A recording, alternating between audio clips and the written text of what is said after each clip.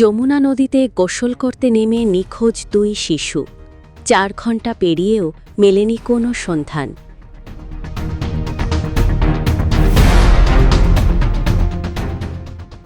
জামালপুরের সরিষাবাড়িতে নেমে এসেছে শোকের ছায়া। ঘটনাটি ঘটেছে উপজেলার পিংনা ইউনিয়নের রাধানগর এলাকায়। তারা পায়নি এই পর্যন্ত, তারপরে গেছে পায়নি। এখন কি হচ্ছে?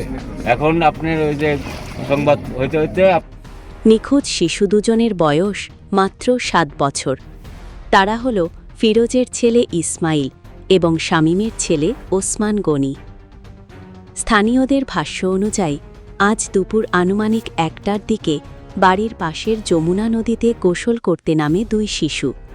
হঠাৎ করেই নদীর প্রবল স্রোতে তারা পানিতে তলিয়ে যায়। মুহূর্তের মধ্যেই নিখোঁজ হয়ে পড়ে 2 শিশুই।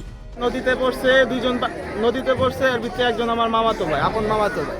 আমি জানি না, আমি এই দোকানে আছি। ওর যে বড় ভাই আছে, যে নদীতে পড়ছে আমার মামাতো ভাই, ওর আরেকটা বড় ভাই আছে। ওই আমারে অনেকে বলতেছি যে নদীতে মানুষ পড়ছে। তো পরে আমি এদিকে তাকাইছি, তাকানোর পর ওই প্যান্ডা কি যেন হাতে নিয়ে বলতেছে যে ওর ভাইয়ের নাম বলতেছে। পিংনা ইউনিয়নের রাধানগর সানসেট পয়েন্টে 3জন শিশু তারা গোসল করতে নেমেছিল।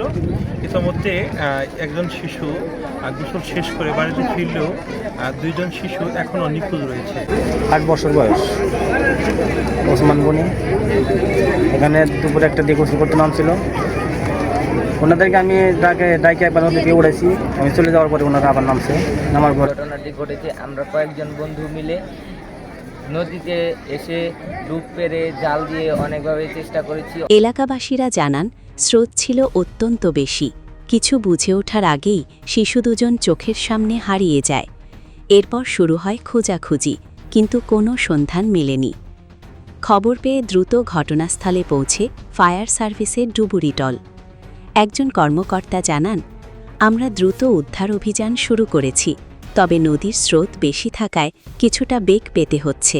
তবুও আমরা সর্বোচ্চ চেষ্টা চালিয়ে যাচ্ছি। জামালপুর হতে ডুবুরি ইউনিট নিয়ে দ্রুত ঘটনাস্থলে আসি এবং 15টা 5 মিনিট হতে আমরা কাজ শুরু করি।